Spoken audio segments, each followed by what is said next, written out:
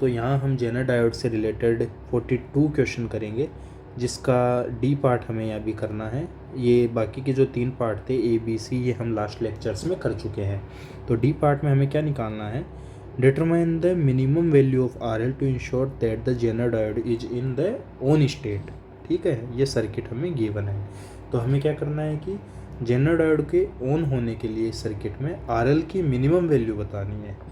ठीक है, तो आर एल की वो वैल्यू बतानी है जिसके लिए जेनर डायोड ऑन हो।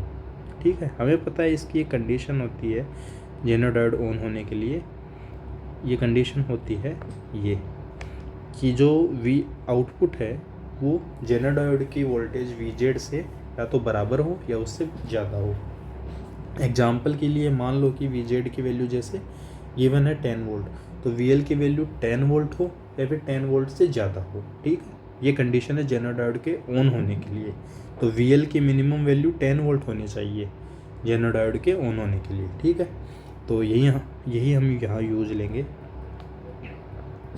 देखिए, ये फॉर्मूला हमके पता है ना, ये हमने शुरू से हम यूज में ले रहे हैं, ये हमें पता है। तो वी आई की वैल्यू 20 लेते हैं मान लो, और आर एल की वैल्यू हम ले लेंगे, यहाँ पे दी नहीं हुई हमें। ठीक है, कोई दिक्कत नहीं है, आर एल की वैल्यू हमें गिवन नहीं है। ओके, और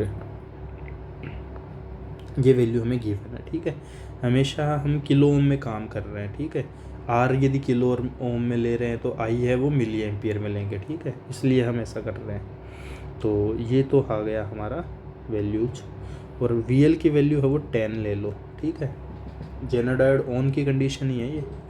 देखो, जब मैं ये लिख रहा हूँ ऐसे, तो क्या जेनर डायोड ऑन होगा? हाँ, वो जेनर डायोड ऑन होगा ही ऐसे केस में, क्योंकि हम 10 ले रहे हैं। ठीक है, इसकी वैल्यू। चलिए ठीक है, तो जब मैं ऐसा करता हूँ और इस इक्वेशन को सॉल्व करता हूँ तो क्या होगा, तो यहाँ पर 0.2 × 10 = 20 RL, तो इंटू 10 = 10 RL। ये 20 RL, ये 10 RL इधर जाएगा तो 20 - 10 10 हो जाएगा। तो RL की वैल्यू यहाँ मेरे सामने इतनी आ जाएगी। ठीक है, जिसको मैं किलो ओम ये भी लिख सकता हूँ। ठीक है, तो कुल मिला के मेरा RL का वैल्यू इतना आया। ठीक है, तो मैंने ये कंडीशन लगाई। ठीक है, कि VL है वो मैंने 10 ले लिया, और VL 10 लूँगा तो VZ भी 10 है, तो ये वाली कंडीशन तो फॉलो हो ही रही है। और यहाँ से मैंने RL मिनिमम की वैल्यू निकाल दी, जो कि इतनी आई है। ठीक है, तो बहुत ही ईजी क्वेश्चन था। तो ये A B C D चारों हमारे हो गए हैं। अब अगला क्वेश्चन जो 43 है वो हम नेक्स्ट लेक्चर में करेंगे। Thank you.